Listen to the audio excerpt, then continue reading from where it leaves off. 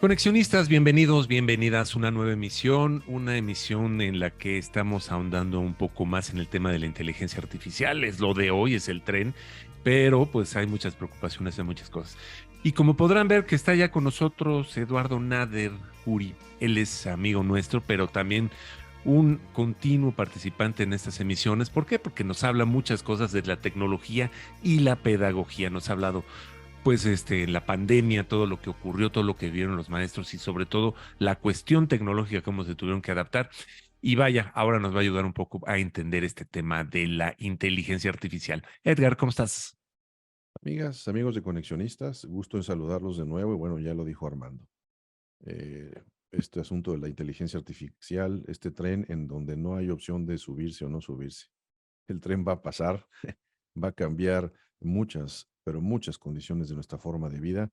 Y gracias, Eduardo, por estar aquí con nosotros y por ayudarnos desde pues esta experiencia doble que tú tienes, porque además de conocer los sistemas, además de estar familiarizado, de haberte preparado profesionalmente para eso, tienes esta otra parte de la reflexión de todo este mundo académico que en algunos casos pues ve esto con temor. Hay quienes lo ven como algo que va a ayudar a mejorar estas condiciones, pero bueno, no queremos adelantarnos, queremos entender muy bien qué es lo que estás viendo, Eduardo. Muchísimas gracias por estar con nosotros y cuéntanos qué es lo que tú estás viendo en este sentido de la inteligencia artificial. Muchas gracias, Edgar, Armando. Pues claro, este tema de la inteligencia artificial nos ha traído muchas emociones, ¿no? Desde el entusiasmo, o sea, es lo que hemos platicado, Armando, ¿no? Cómo causa entusiasmo o al menos curiosidad, pero por otro lado, pues también causa algo de temor o de incertidumbre, ¿no? Y bueno, pues como siempre, las monedas tienen dos caras, ¿no? Lo bueno y por eso me atrevo a hablar de este tema, que es muy nuevo, es porque ya de alguna manera ya pasamos por ahí. O sea, ya tuvimos una experiencia anterior, más adelante si quieres lo revelamos, y podemos por analogía pues pretender entender qué es lo que va a ocurrir con esta nueva tecnología. Entonces, bueno, ¿cuál es la parte positiva o optimista que yo veo del advenimiento de la inteligencia artificial y especialmente pues aplicándolo a la educación? Pues primero que va a ofrecer nuevas oportunidades y recursos tanto para alumnos como para maestros. Vamos a tener más al alcance de nuestra mano recursos. También van a crecer las plataformas a través de las cuales alumnos y maestros podremos trabajar. El proceso de enseñanza-aprendizaje se va a revolucionar por completo. Se espera también que haya una mayor inclusión, tanto de las personas que se encuentran en áreas marginadas. Por ejemplo, algo que en México ni lo vemos, porque no sabemos o todavía no lo hemos concientizado que existe, es que hay áreas marginadas como son los campos de concentración, donde el promedio de permanencia de algunas personas es de 17 años, que es más del periodo que tarda la vida escolar de muchos alumnos. De tal manera que pues también en esas zonas el poder llegar tecnologías que faciliten el proceso de enseñanza-aprendizaje puede ser muy interesante, porque con toda nueva tecnología se espera también que bajen los precios y que se vuelva más accesible para todos. Bueno, esos son como los anhelos, ¿no? Por otro lado, pues también tenemos el temor de que la inteligencia artificial va a reemplazar personas en sus trabajos, ¿no? Y como les decía, pues ya hemos pasado por ahí. O sea, ciertamente, cuando yo empecé en el tema de computación a dar cursos de procesador de textos, que enseñaba a usar el WordStar, todavía antes, mucho Wow. antes del Word, me acuerdo que habían secretarias que tenían mucho miedo de usarlo. Y yo les decía, pero es que vas a poder hacer la misma carta 100 veces y automáticamente le va a cambiar el nombre al que va dirigido. Y ellas me decían, no, es que yo prefiero escribir la carta 100 veces, ¿no? O sea, en realidad ahí lo que había era temor. Y pues para ser honestos, sí, el puesto de secretaria fue aplastantemente arrasado por la computación. Hoy es raro quien realmente tenga una secretaria, sobre todo como la entendíamos antes, en los 70s, 80s, que era dictarle y estar escribiendo cosas en una máquina de escribir. Pues no tenemos secretarias, pero sí tenemos diseñadoras gráficas, ¿no? Juezas en la Suprema Corte de Justicia.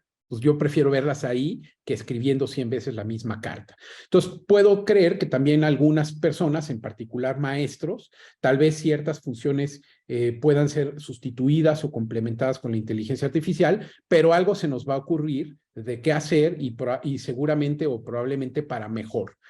También hay problemas de que la inteligencia artificial, lejos de incluir, excluya o aumente las diferencias y las brechas entre escuelas o entre países, ¿no?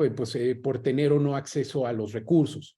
Y también, pues todas las tecnologías, y la inteligencia artificial no es la excepción, suponen desafíos éticos, de los cuales seguramente en otro programa podremos hablar con mucha amplitud. Sin duda. Creo que para entender mejor la inteligencia artificial y poderla valorar, tendríamos que empezar por la vieja truco de definir si es una ciencia o un arte, ¿no? Es decir, si se trata de algo que se puede aplicar de manera universal y tiene un método, lo cual sería una ciencia, o es un arte o una técnica, la cual sirve para resolver problemas específicos. Yo creo que es muy difícil decir que es una ciencia porque no tiene un propósito universal. Los que son muy defensores de la inteligencia artificial hablan de la inteligencia artificial dura o fuerte, que es aquella que se aplicaría de manera generalizada. Bueno, pues el viejo statement de si piensa como persona o actúa como persona, allá hay inteligencia artificial. Pero pues tendríamos que empezar por ahí a ver si a hacer unas distinciones. No es lo mismo decir que una persona piensa racionalmente a decir que una persona piensa humanamente o como persona. Tampoco es lo mismo decir que actuamos racionalmente o actuamos humanamente. O sea, actuar racionalmente sería darle empleo a la persona mejor calificada de las que entrevisté, pero actuamos humanamente, ¿no? Es decir, existen ciertos factores metafísicos, ¿no? Hablando de metafísica como la parte del ser filosófico, pues que nos hacen tomar decisiones o actuar de ciertas maneras que pues ni siquiera Kant pudo en sus críticas de la razón, pudo encontrar un método para encontrar la certeza o la verdad en el actuar humano. Las computadoras y la inteligencia artificial sí pueden simular o actuar racionalmente, o sea, simulan la forma racional. Entonces, esto lo hace entonces que técnicamente hablando funcionen. Pero funcionan para cosas específicas, ¿no? O sea, resuelven problemas específicos, no generales, y por lo tanto, y agregando el factor tecnología, que significa potenciar el arte o la técnica, hacerla más barata, más rápida, más eficiente, yo podría concluir que la inteligencia artificial es un conjunto de tecnologías que nos puede ayudar a resolver problemas específicos, ¿no? Es decir, el Deep Blue, ¿no? Esta computadora que es experta en jugar ajedrez, va a jugar ajedrez como ninguna, pero no va a saber jugar a las barajas, ¿no? Entonces, para eso necesitaríamos otra inteligencia artificial. Es posible que veamos inteligencias artificiales que se junten, pero por ejemplo, hoy platicamos por un lado de ChatGPT, que es un productor de textos, y por otro lado hablamos de DaVinci, que es un productor de imágenes, y aunque funcionan bajo más o menos las mismas reglas y las mismas metodologías, pues son inteligencias artificiales diferentes, ¿no? Una sirve para hacer imágenes, otra sirve para hacer textos. Ahora, ¿cuál es la oferta o la promesa de la inteligencia artificial hacia la educación? Bueno, me gustaría empezar a hablar de la educación o de los cambios de la educación, como lo hemos visto ya en programas anteriores de Conexionistas, que son independientes de este nuevo tema o de esta nueva variable que es la inteligencia artificial. Ya habíamos advertido que estamos en medio de una cuarta revolución industrial, la cual supone pues, que la educación tiene que cambiar, porque al final de cuentas la escuela para lo que sirve es para prepararnos para la vida, cuando menos para la vida profesional, aunque la educación también nos prepara para la vida social y familiar. De tal manera que... Ajá. Aquí me gustaría ir aterrizándolo un poco y sobre todo bajarlo un poco a lo que ya hemos platicado, porque eso lo platicamos tú y yo hace poco tiempo en una llamada telefónica, pero me gustaría que lo dijeras porque a mí se me hizo sumamente interesante. Una de las grandes críticas y algo de que todo mundo podría quejarse o todo mundo podría poner el grito en el cielo es el tema de los alumnos haciendo tareas utilizando inteligencia artificial. Lo acabo de vivir en carne propia. Mi hija me acaba de presumir que necesitaban presentar una obra de teatro y lo que hicieron fue pedirle a ChatGPT que se las hiciera, se las hizo, se la dieron a la maestra las calificó muy bien. Eso obviamente pues le para los pelos a todo el mundo en el sentido de decir, bueno, ¿qué van a aprender, no? Pero tú estabas sugiriéndome una cosa que a mí se me hizo interesante. ¿Cómo podrían revertir este tipo de cosas los profesores, la gente que está al frente de estos alumnos? Bueno, lo que pasa es que precisamente los maestros que ahora tienen miedo de esto de Ujú, la inteligencia artificial son los maestros de literatura y esas materias, ¿no? Entonces yo claro. platicamos en esa conversación telefónica que cuando nosotros estábamos en secundaria, empezaron las calculadoras electrónicas, especialmente las que se podían programar, y los maestros, incluso había uno que no recuerdo el nombre, decían que nos iba a dar una diarrea de cálculo, pero un estreñimiento de ideas, ¿no? O sea, nadie iba a pensar, se nos iba a atrofiar el cerebro con el uso de las calculadoras. Y la verdad es que 30 años después, pues bienvenidas las calculadoras, gracias a ellas se desarrolló la computación y, pues, todo, y esto de lo que estamos hablando hoy. Aquí el tema es que tenemos que empezar a cambiar la ruta pues, educativa, ¿no? O sea, les decía que nosotros hablábamos de estas habilidades del siglo XXI, pero no solamente las habilidades del siglo XXI de trabajo colaborativo y pensamiento crítico, sino también, y por eso sí me gustaría llegar a ello, hablar de el learning by doing, ¿no? Esta fórmula de aprender haciendo, también lo que es el alumno como el protagonista de su propio aprendizaje, el alumno como el centro de su aprendizaje y el maestro como acompañante o guía. Ahí, en esas partes, es donde la inteligencia artificial nos va a ofrecer muchísimo que hacer. ¿Por qué? Porque nos cae como anillo al dedo, porque la inteligencia artificial va a ofrecer para la educación al menos cuatro principales promesas, ¿no? La primera es que va a facilitar el aprendizaje, es decir, nos va a dar mayores facilidades para hacer cosas. Tal vez los maestros vamos a tener que dejar de dejar tareas como hazme un ensayo sobre Nietzsche, porque pues, ChatGPT va a hacer un ensayo sobre Nietzsche y el alumno va a sacar un 10 sin haberse esforzado. Pero es que, como yo les decía, la parte humana es el necesitar desarrollar un problema. Y si bien las inteligencias artificiales ayudan en la forma, así como la calculadora ayuda a hacer los cálculos rápidos, en realidad, gracias a ello, es que los ingenieros civiles, por ejemplo, en nuestros siglos, hacen obras arquitectónicas que hace 30 años hubiera sido imposible pensar. ¿Por qué? Porque tú qué prefieres, un ingeniero civil que sepa hacer los cálculos por él mismo y te haga un puente, pero que si se equivoca, pues pueda tener consecuencias fatales, o un ingeniero civil que cuente con una inteligencia que le realice los cálculos y se los valide y pueda hacer obras seguras. Entonces, o sea, claramente la inteligencia artificial es una herramienta, es una conjunto de tecnologías que nos va a ayudar a hacer nuestro trabajo mejor, pero quienes vamos a decidir y a elegir en dónde usarlas y para qué, seremos las personas. Claro. Los estudiantes entonces no van a, o sea, ya será la verdad, o sea, vergonzoso que un maestro deje a un alumno que haga un ensayo de Nietzsche, porque pues ahora sí, como yo le digo a veces a mis alumnos, no me traigas algo que se lo puedo preguntar a Google, ¿no? ¿Qué quiero? Pues que me lo des contextualizado, aplicado, ¿no? Que no decirte yo a quién vas a investigar, ¿no? Sino hablarte de un problema. Por ejemplo, yo precisamente ahora a mis alumnos les he dejado primero que ellos exploren problemas que les preocupen, que desde feminismos, desde asunto por ejemplo, de derechos de autor, inteligencia artificial, problemas éticos del siglo XXI, derechos humanos, ¿no? Y lo que es la cancelación. Y con base en esos problemas, ellos han encontrado a los autores que hablan de esos problemas y los empiezan a investigar.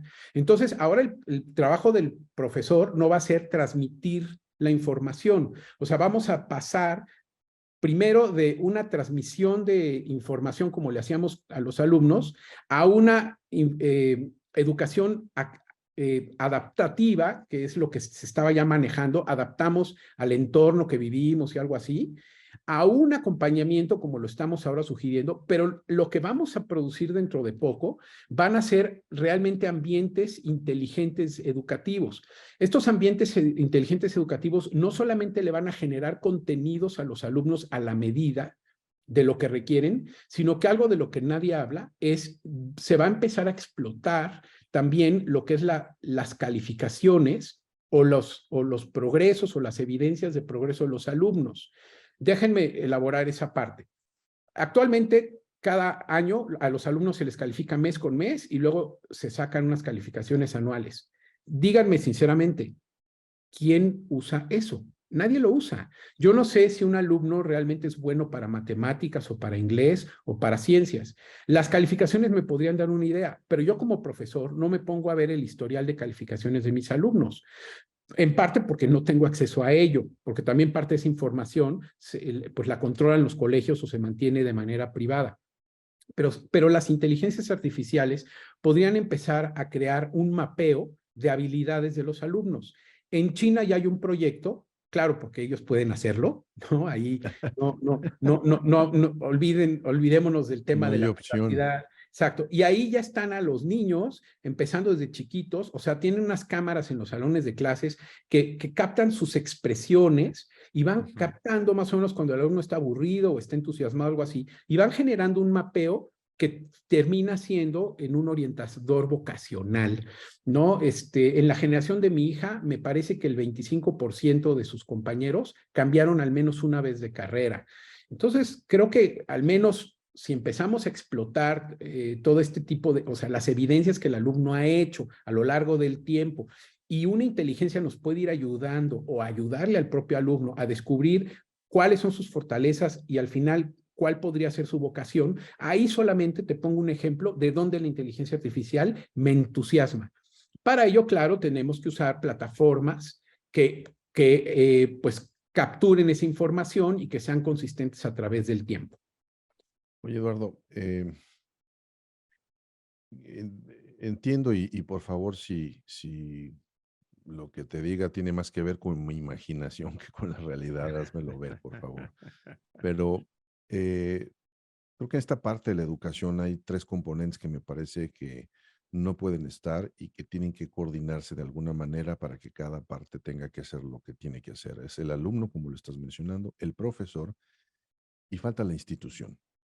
Entonces, al escucharte y sobre todo esto que mencionabas de cuando tú dices, bueno, a ver, no les voy a pedir algo que me lo van a resolver con Google porque entonces no hay aprendizaje, no.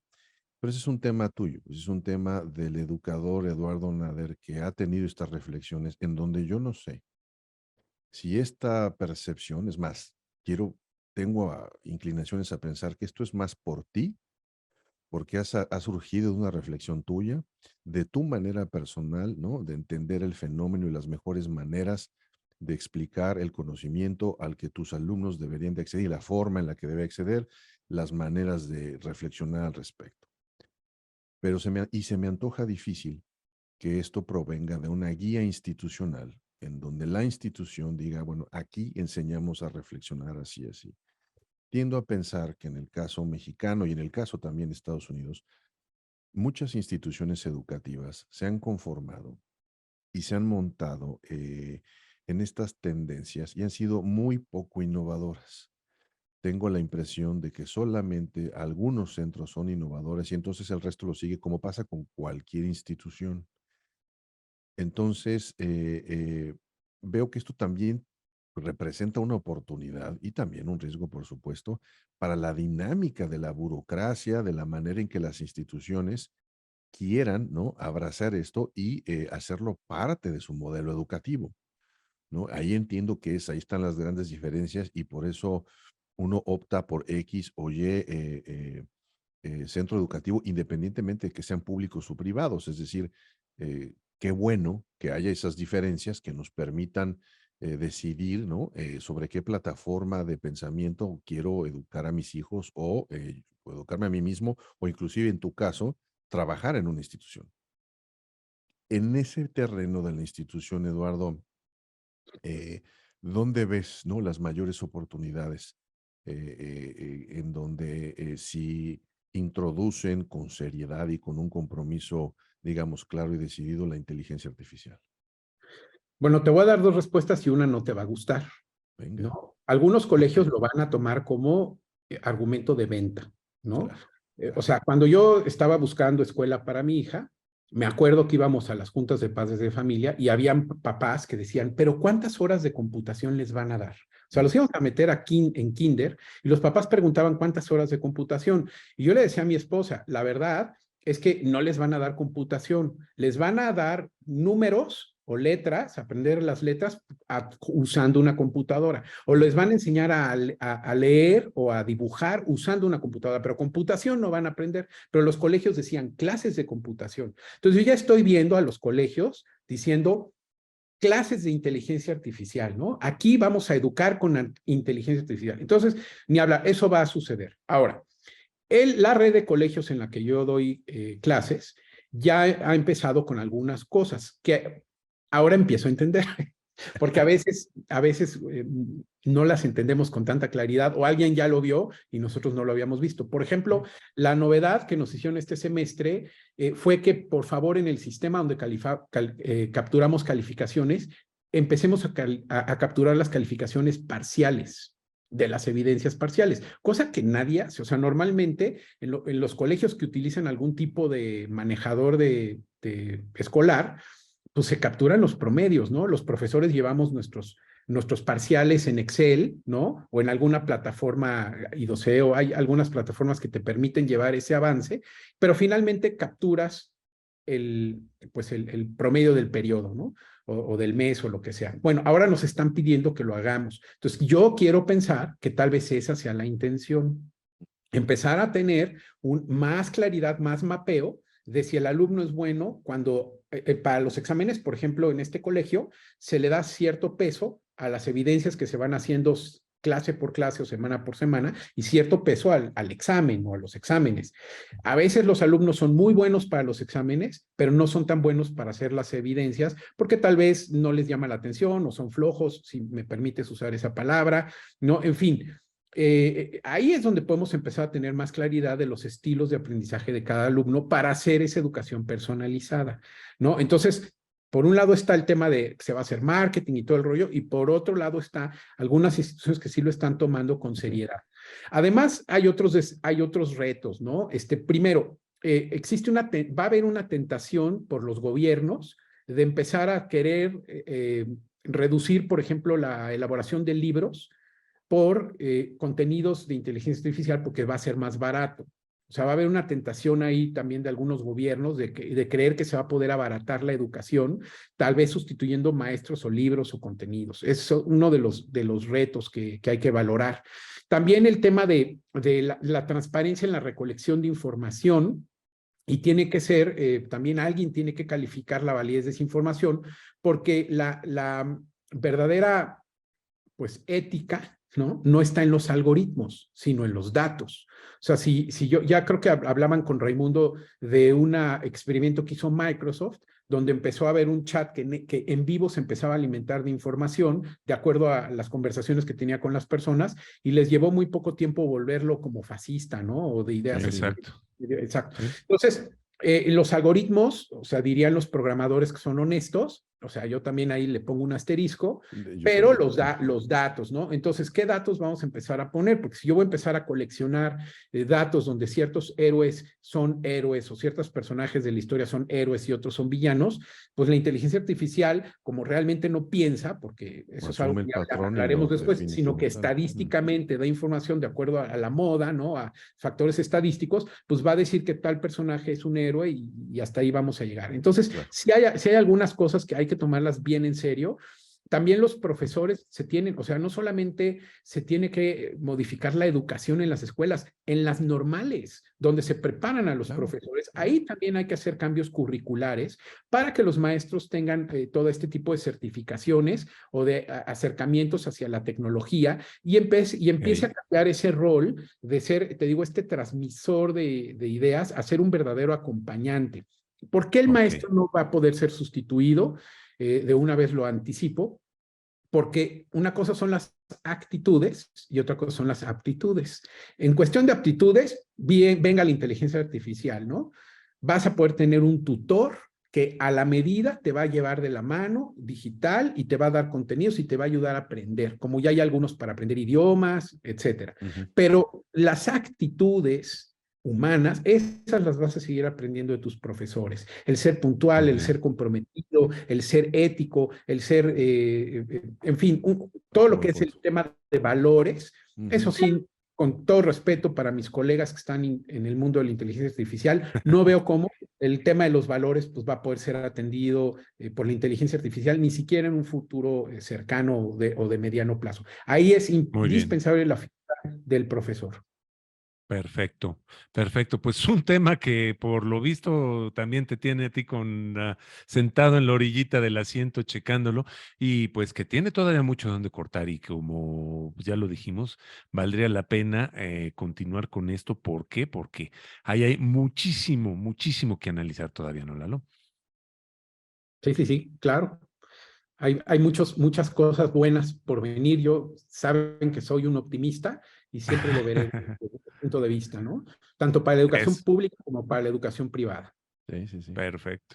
No, pues nos queda muy claro. Te agradecemos mucho que estés acá con nosotros y obviamente te agradecemos que vayas a estar en más porque te comprometemos a venir más seguido porque queremos dejar este tema de inteligencia artificial, tanto contigo como con otras personas que han participado, pues muy claro, ¿no? Sí, claro, me dará mucho gusto.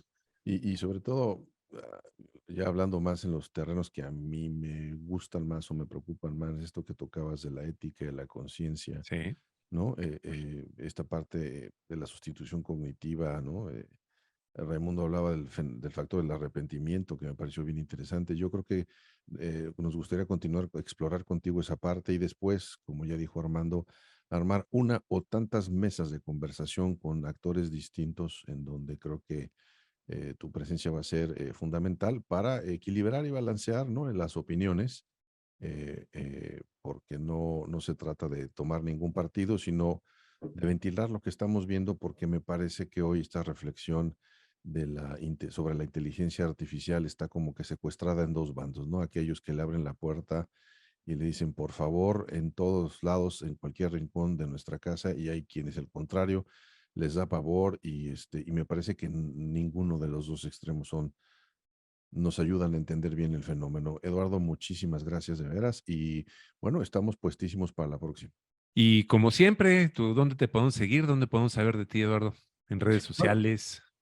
Claro, yo soy Lalo Nader en LinkedIn y en mis redes sociales y también me pueden encontrar en mi página web www.stotal.com.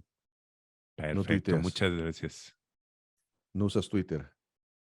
Pues no, o sea, sí tengo cuenta, pero la verdad es que igual que tú, no lo uso. Y otro día podremos hacer una mesa o un trabajo de por qué, especialmente algunos que somos muy muy sanos, vieja somos escuela, casi no usamos redes sociales, ¿no? Me acaban de decir enfermo, pero bueno. Nosotros somos en Twitter, Conexionistas MX, ahí nos encuentran. En Facebook también, Conexionistas MX. En YouTube, recuerden darnos like, dar me gusta, nos sirve mucho a nosotros para que podamos seguir haciendo este tipo de contenidos. Somos Conexionistas México en YouTube. Y en Spotify nos encuentran como Conexionistas así a secas. La música que estamos escuchando es de Alejandro Saborit, ahí lo encuentran en YouTube. Y el diseño es de Sofía Reynoso, ahí la encuentran en Facebook y en Twitter. Muchas gracias, nosotros somos Conexionistas.